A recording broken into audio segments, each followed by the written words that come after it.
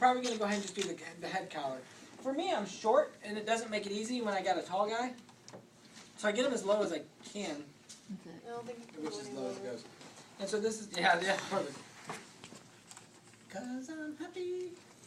So I'm going to get up here. Protect you, Dan. So if I'm just taking his beautiful hair and turning it towards me until I feel a restriction. Okay, his restriction's right here. So then I can come through and I can thumb fulcrum that. I want to grab down as close to the segment above as I can. I can be up here, but look how many segments I have to blow through. If I can be right on the segment, is your head okay? Mm-hmm. Okay. So I'll usually go somewhere in here, and I'll just make sure they're comfortable. If I flex my monster's bicep, I'll blind them.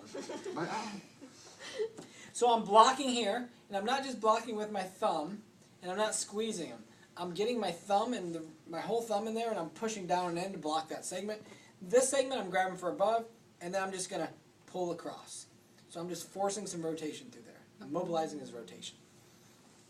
And that will increase rotation there. If I go lower in here, I'm not going to be able to get my hand down, so it's not appropriate to go through there. So I'll do the same thing as we did with thoracic as far as either collaring or like this. And I like him to go here. And then I'm going to reach up and above, or I'm going to reach, whatever. I'm doing this. I'm going to reach under his arm to the shoulder. And I'll have his arms relaxed, so I'm not as likely to impinge him there. And so I'm palpating on the opposite side, and I'm just kind of feeling how these segments move. I'm shaking my J-Lo hiney. It just got cut off. And I'm like, okay, we got a restriction here. If I try to block on the spinous process and rotate, see that hurts already, doesn't it? A little bit. And I can't get any kind of block there. But if I go to the same sides, transverse process, and then push, I can get a lot of force here. I can manipulate even.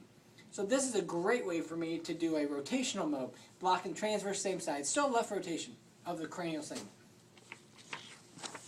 If I want to do side bending, same thing as testing. I'm testing him here. I'm like, okay, you're a little tight in the right side wing of the CT junction here. That's probably causing hypermobility above.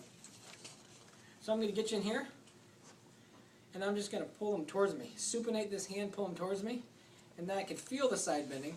Now if I get the segment below and I push him up and in towards his ear, I can block him there, and then I can force the side bending through that segment. And you can choose. Sometimes you wind it up and you actually mobe with your thumb, or you can hold your thumb and mobe by winding him up. I actually mobe with what you'd call a stabilizing hand with side bending because I feel it more. So I'll wind it up and I'll actually push up and in to mobe him. But you don't have to. You can hold this and just side bend him more. It doesn't make any difference. If we do